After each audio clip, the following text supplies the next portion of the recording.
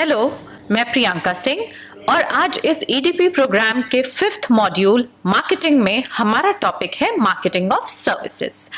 आज के इस टॉपिक में हम लोग बात करेंगे सबसे पहले कि what is service industry, service industry क्या है, इसके कैरेक्टरिस्टिक्स क्या है और इन कैरेक्टरिस्टिक्स के अलावा क्लासिफिकेशंस क्या हैं, किन किन क्लासिफिकेशंस में सर्विस इंडस्ट्रीज को हम लोग देखते हैं, इंपॉर्टेंस क्या है सर्विस मार्केटिंग की, 7 P's of service marketing and difference between marketing of goods and marketing of service. आइए सबसे पहले बात करते हैं कि सर्विसेज होती क्या है।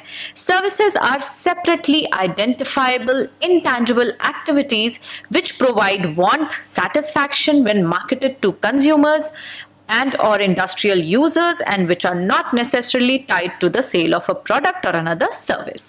So this is a definition. Service क्या होती है? एक identifiable separately नहीं करा जा सकता intangible activity होती है जो कि किसी भी कस्टमर को एक satisfaction या एक want की फीलिंग देती है, प्रोड्यूस करती है। मेन कैरेक्टरिस्टिक्स क्या है सर्विसेज के? कोई भी प्रोड्यूसर या मैन्युफैक्चरर होता है तो या तो किसी प्रोडक्ट को मैन्युफैक्चर कर रहा होता है या कोई सर्विस ऑफर कर रहा होता है। आज के हमारे सेशन में हम बात करेंगे कि अगर मैन्युफैक्चरिंग किसी प्रोडक्ट की नहीं है और एक सर्विस की है तो ये सर्विसेज किन किन टाइप्स की होती हैं, क्या क्लासिफिकेशंस है और क्योंकि इनकी टाइप मेन प्रोडक्ट से अलग है तो इनकी मार्केटिंग का तरीका भी बिल्कुल डिफरेंट होगा। तो सबसे पहले बात करेंगे कैरेक्टरिस्टिक्स ऑफ सर्विसेज के बारे में कि सर्विसेज की क्या कैरेक्टरिस्टिक होती है। सबसे पहली चीज तो सर्विसेज इंटैंजिबल होती है। इंटैंजिबल का मतलब हम उसे देख नहीं सकते, हम उसे टेस्ट नहीं कर सकते, फील नहीं कर सकते, स्मेल नहीं कर सकते।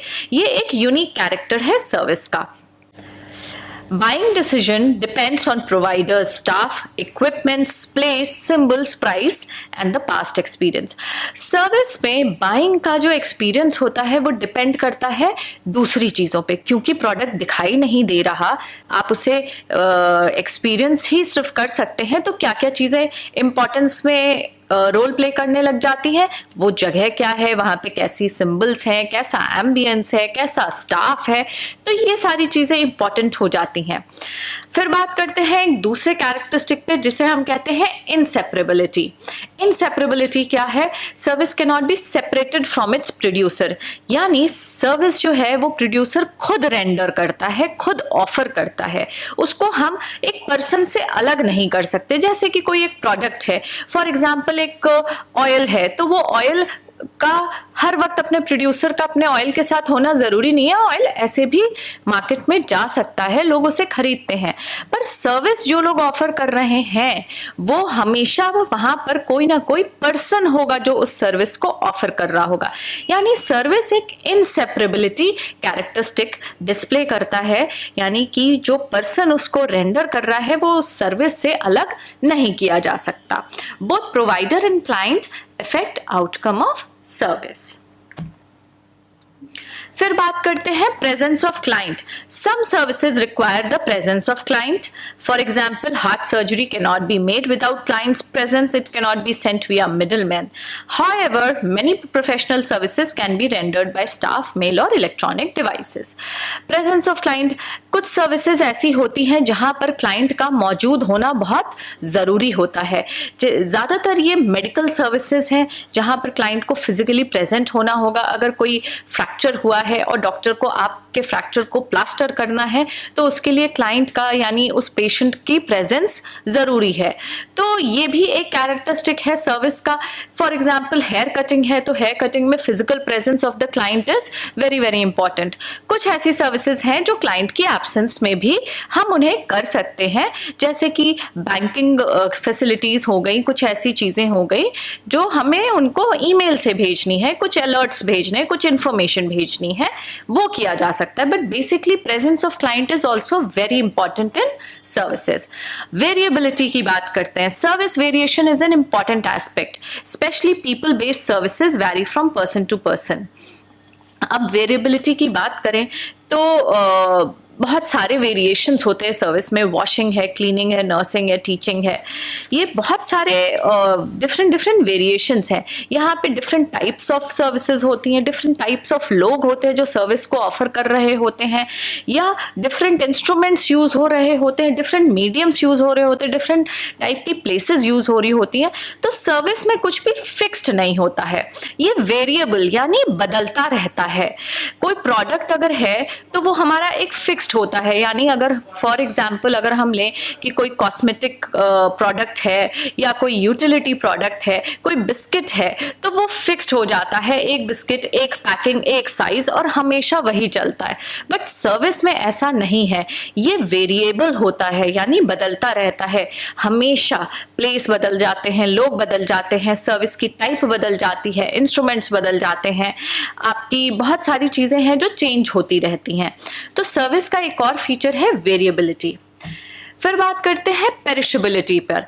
पेरिशेबिलिटी मतलब वो चीजें जिनको स्टोर नहीं किया जा सकता, यानी जिनको कंज्यूम करना है और अगर समय पे कंज्यूम नहीं करा तो वो वेस्ट हो जाती हैं। तो सर्विस एक ऐसा प्रोडक्ट है जो पेरिशेबल है, यानी सर्विस को हम स्टोर नहीं कर सकते, हमें उसे रेंडर ही करना है।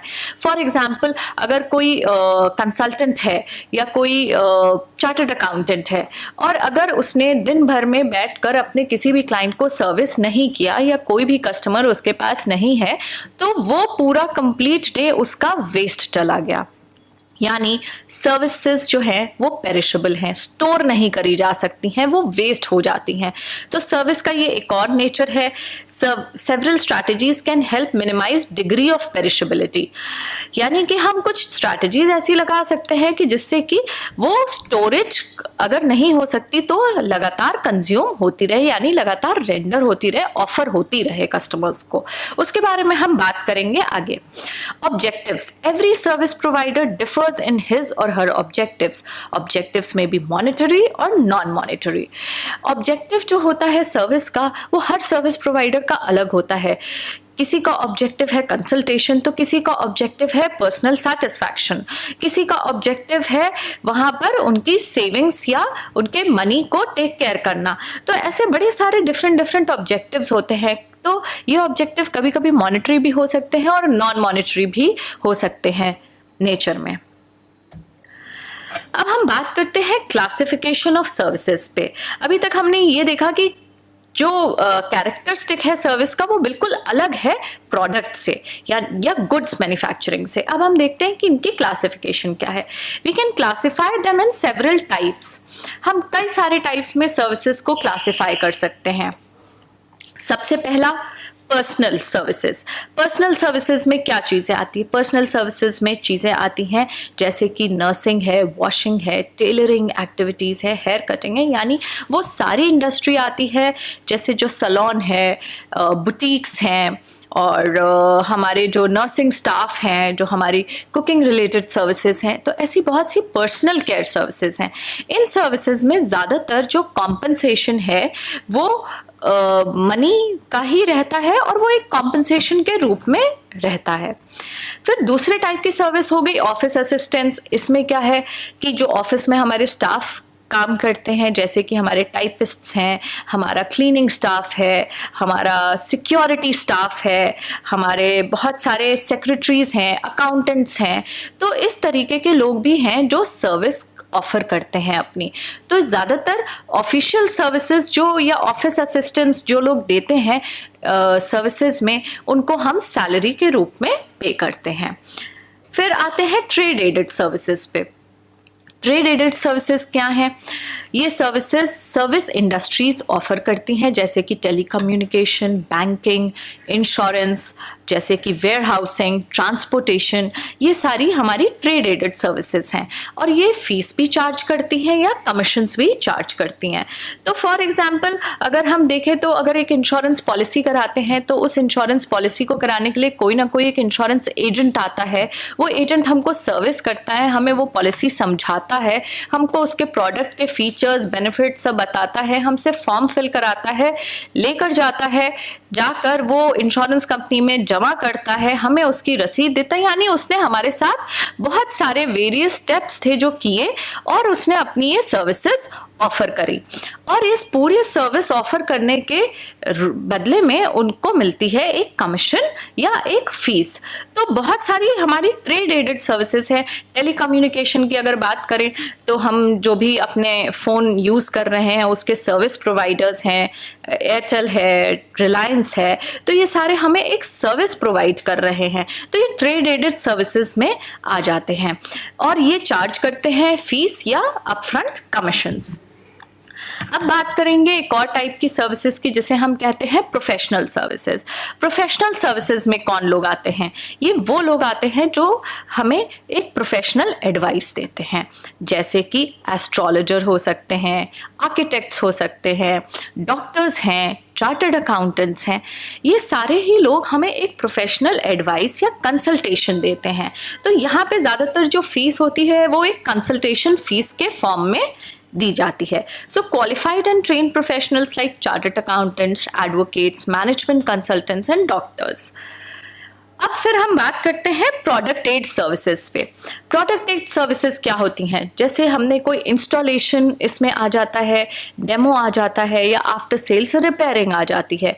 फॉर एग्जांपल हमने एक वॉशिंग मशीन ऑर्डर करी फुली ऑटोमेटिक और वो वॉशिंग मशीन हमारे घर पर आती है, तो उसके साथ ही साथ कंपनी एक सेल्स या एक सर्विस इंजीनियर को हमारे घर पे भेजते हैं। सबसे पहली चीज़ डेमोन्स्ट्रेशन करने के लिए कि जो इक्विपमेंट हमने बाय करा है वो इक्विपमेंट चलेगा कैसे, जो उसकी सर्विस मैनुअल है उसके अकॉर्डिंगली पढ़ के हम उसको कैसे स्टार्ट करेंगे, कैसे यूज़ करेंगे। तो वो एक टाइप की सर्विस हो गई जो हमें ऑफर होती है। इसमें उसके बाद इंस्टॉल किया, डेमो किया, या वो आफ्टर सेल सर्विस के लिए भी आते हैं कि कभी हमारी वही वॉशिंग मशीन ख़राब हो गई तो हमने कंपनी कॉल करा कि हमारी मशीन में ये प्रॉब्लम आ रही है, तो वहाँ से एक सर्विस इंजीनियर आता है, वो आके मशीन में उन प्रॉब्लम्स को देखते हैं, सही करते हैं, रिपेयर करते हैं। तो एक आफ्टर सेल सर्विस भी इन्वॉल्व होती है। ये आफ्टर सेल सर्विस कभी कभी कंपनीज की फ्री भी होती है और कभी कभी चार्जेबल भी होती हैं। तो कुछ प्रोडक्टेड सर्विसेज हो गई हैं हमारी। उसके बाद बात करते हैं एजुकेशनल सर्विसेज के बारे में। कुछ सर्विसेज हैं जो एजुकेशनल है, यानी इसमें कौन से आ गए? इसमें आ गए हमारे schools, colleges, training institutions, academies, universities, ये सब आ गए। कोचिंग सेंटर्स, ट्यूशन सेंटर्स, ये सब हमारे एजुकेशनल सर्विसेज में आ गए।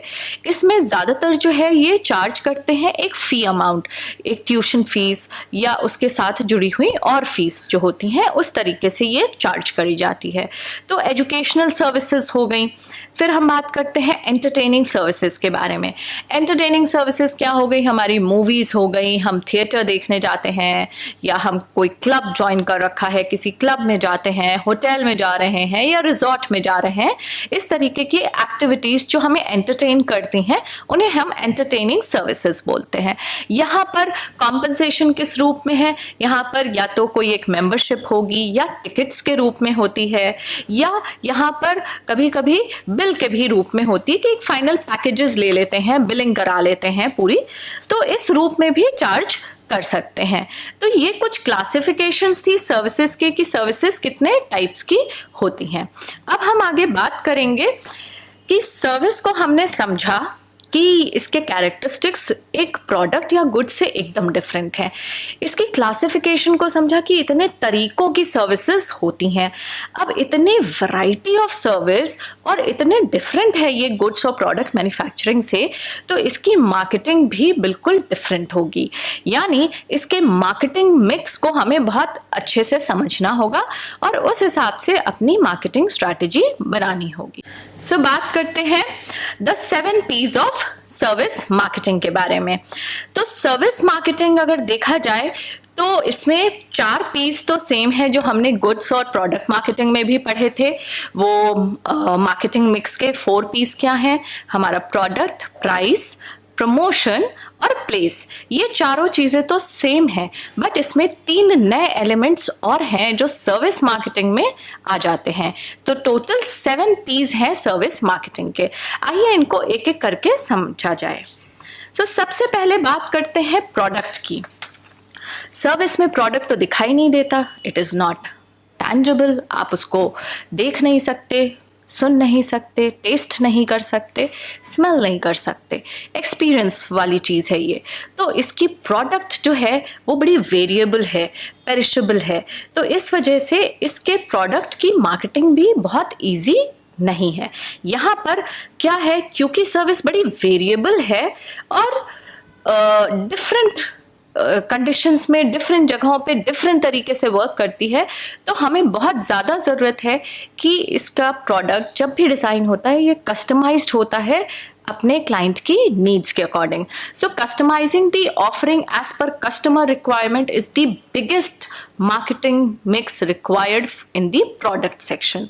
तो प्रोडक्ट में हमें बड़ी कस्टमाइजेशन करनी होती है। जैसे कि कोई डॉक्टर के पास आप जाते हैं और अगर हमें बुखार है तो वो अलग तरीके से एडवाइस करता है, अगर हमें प्रॉब्लम जो है वो बुखार नहीं हड्डियों की है तो वो हमें अलग तरीके से एडवाइस करता है। स्किन डॉक्टर के पास जाते हैं तो वो अलग तरीके से एडवाइस करता है। तो कस्टमर के हिसाब से हमें कस्टमाइजेशन बहुत ज़्यादा करनी होती है। Same goes for salons and spas, जो ब्यूटी पार्लर्स हैं, जो बुटीक्स हैं, जो अलग अलग सर्विस इंडस्ट्री की अलग अलग चीज़ें हैं, वहाँ पर सर्विसेज को हमें बड़े कस्टमाइज रूप में ऑफर करना पड़ता है।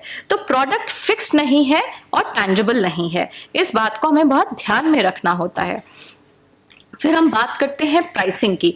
Pricing of service is tougher than pricing of goods. क्यों कहते हैं कि सर्विस की प्राइस करना टफ है? क्योंकि यहाँ पे सिर्फ रॉ मटेरियल की कॉस्ट नहीं है जिसको हमें कंसिडरेशन में रखना है।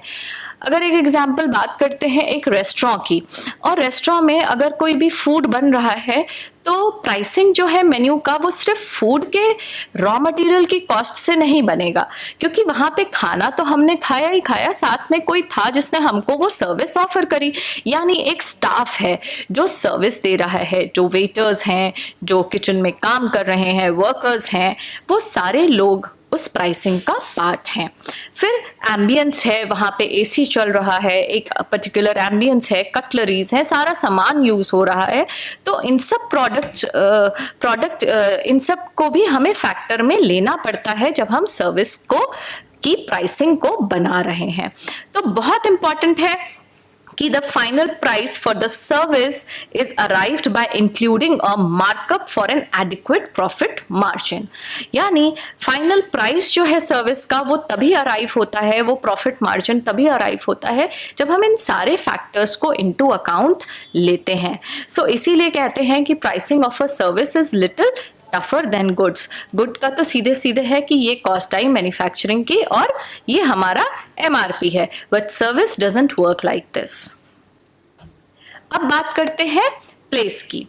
Since service delivery is concurrent with its production and it cannot be stored or transported, the location of the service product assumes importance। यानी कि लोकेशन क्या है जहां पर हम अपनी सर्विस ऑफर कर रहे हैं, वो प्लेस क्या है, ये बहुत इंपॉर्टेंट रोल प्ले करता है। प्रोडक्ट मैन्युफैक्चरिंग में अगर हमारी फैक्ट्री किसी रिमोट एरिया में है, किसी एक ऐसी जगह पे है जो शहर से बिल्कुल दूर है, तो कोई फर्क नहीं पड़ता कि प्रोडक्ट कहाँ मैन्युफैक्चर हो रहा है, क्योंकि एज अ कंज्यूमर हमको वो प्रोडक्ट रिटेल आउटलेट्स पे मिल रहा है, तो हमें इससे ज्यादा बॉदरेशन होती ही नहीं है कि उसकी मैन्युफैक्चरिंग कहाँ हो रही है या वो बन कहाँ रहा है। बट सर्विस इंडस्ट्री में ऐसा नहीं है, क्योंकि वो वन पॉइंट कॉन्टैक्ट है, वहां पे पॉइंट ऑफ कॉन्टैक्ट डिफरेंट नहीं है। तो प्लेस या लोकेशन बहुत मैटर करती है। अगर हम अपना कोई एक सैलून ओपन करना चाहते हैं, कोई पार्लर ओपन करना चाहते हैं, तो उसके लिए लोकेशन बहुत मैटर करती है कि हम उसको अगर किसी ऐसी लोकेशन पे खोलेंगे जहां पर लोगों की एक्सेसिबिलिटी ना हो, जहां पे ट्रांसपोर्टेशन प्रॉपर ना हो, पब्लिक ट्रांसपोर्ट ना हो, तो शायद वो मेरा सैलून या वो मेरा पार्लर नहीं चलेगा। तो हमें सर्विस इंडस्ट्री में जब हम बात कर रहे हैं तो प्लेस बहुत इंपॉर्टेंट रोल प्ले करता है।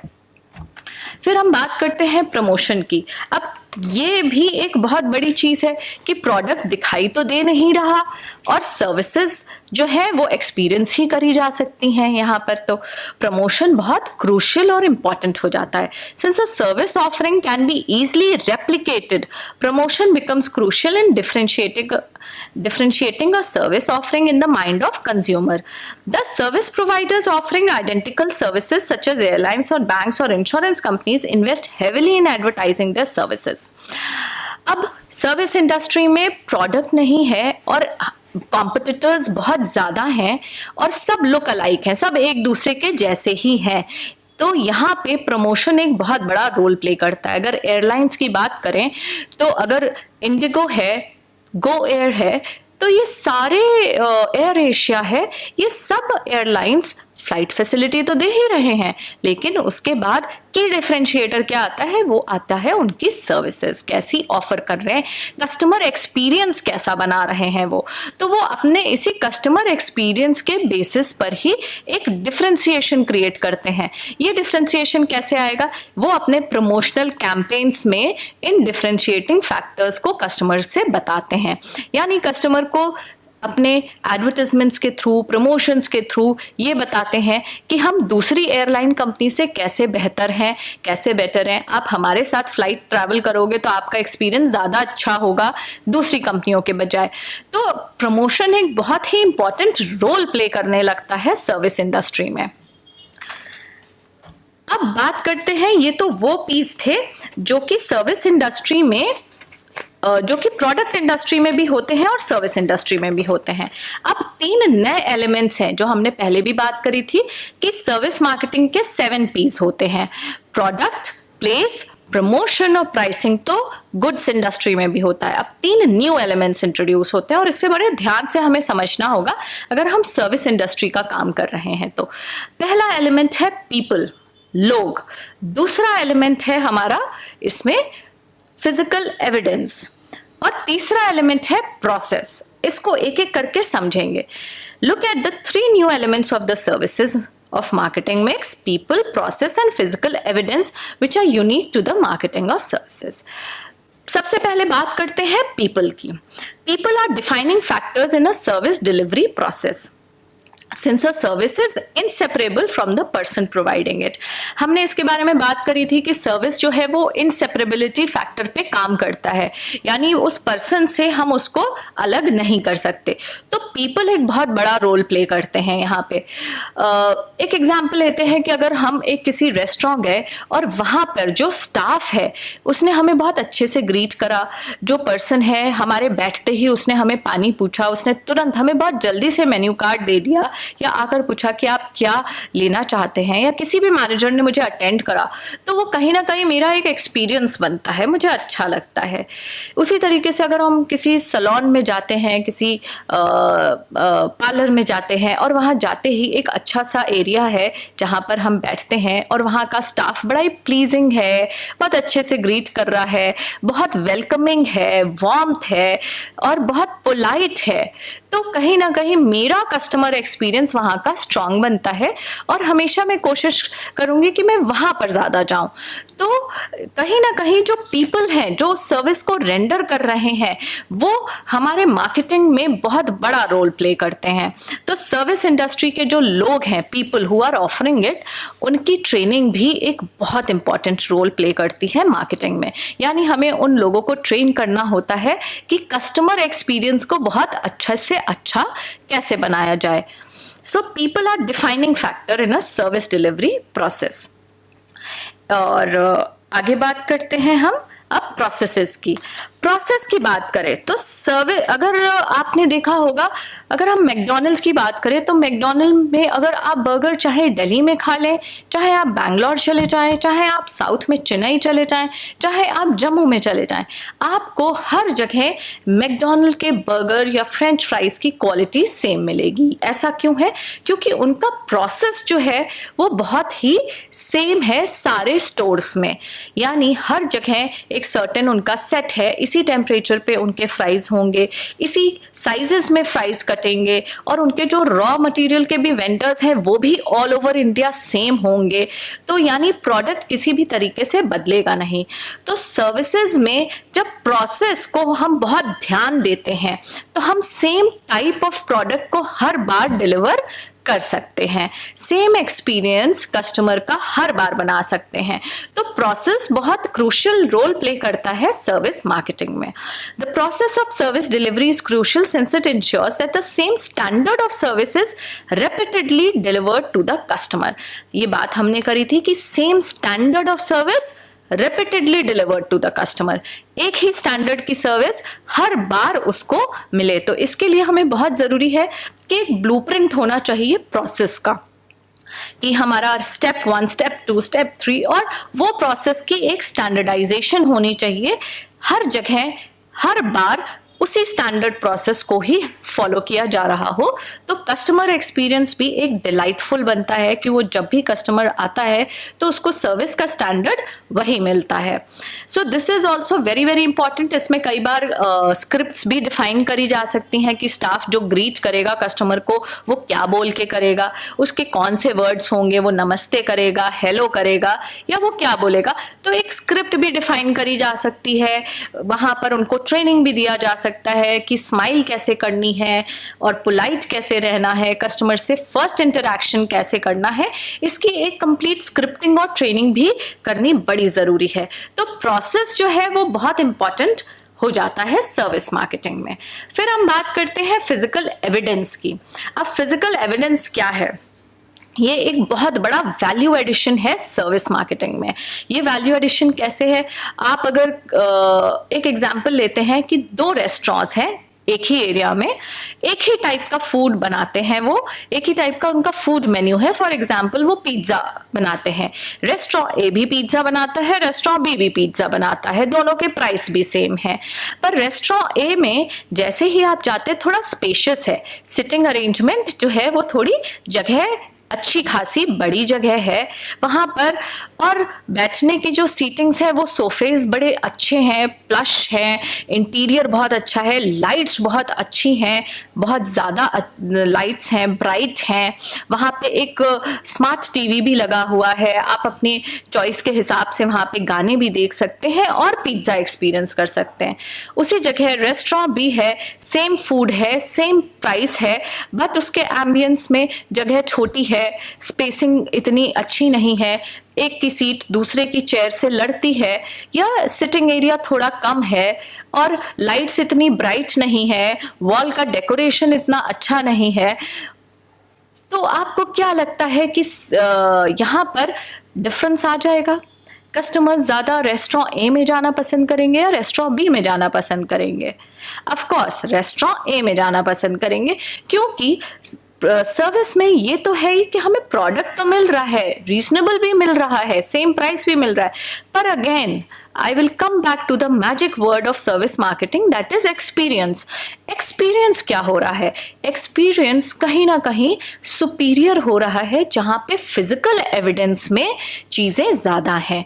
यानी फिजिकली हम किन किन चीजों को एक्सपीरियंस कर सकते हैं। उस सर्विस को तो हम एक्सपीरियंस फिजिकली, उस प्रोडक्ट को तो नहीं कर सकते, लेकिन हम बाकी चीजों को तो देख ही सकते हैं ना। तो वहां पे हमें फिजिकल एविडेंस को बढ़ाते जाना है अपनी जो भी सर्विस दे रहे हैं। So physical evidence plays a very important role. Since services are tangible in nature, most service providers strive to incorporate certain tangible elements into their offering to enhance customer experience. Right? Similarly, restaurants invest heavily in their interior design and decoration to offer a tangible and unique experience to their guests. इसके बारे में हमने बात करी थी अपने example में। हमने बात करी अभी तक सर्विसेज के बारे में, सर्विसेज के क्लासिफिकेशंस क्या है, कैरेक्टरिस्टिक्स क्या है, और सर्विस की मार्केटिंग के 7 P's क्या हैं। अब कुछ बेसिस है कंपैरिजन के of product marketing and service marketing, उसके बारे में भी हम देखते हैं। Basis for comparison meaning product marketing refers to the process in which the marketing activities are aligned to promote and sell a specific product for a particular segment. Service marketing implies the marketing of economic activities offered by the business to its clients for adequate consideration. Marketing mix, product marketing 4 P's पर चलती है और service marketing 7 P's पे चलती है। Product marketing में क्या cell करते हैं? वैल्यू सेल करते हैं, और सर्विस मार्केटिंग में रिलेशनशिप सेल करते हैं। Who comes to home? Product marketing में products come to the customers, and in service marketing customers have to come to the service. Transfer, product marketing को हम transfer कर सकते हैं, yes, it can be owned and resold to another party.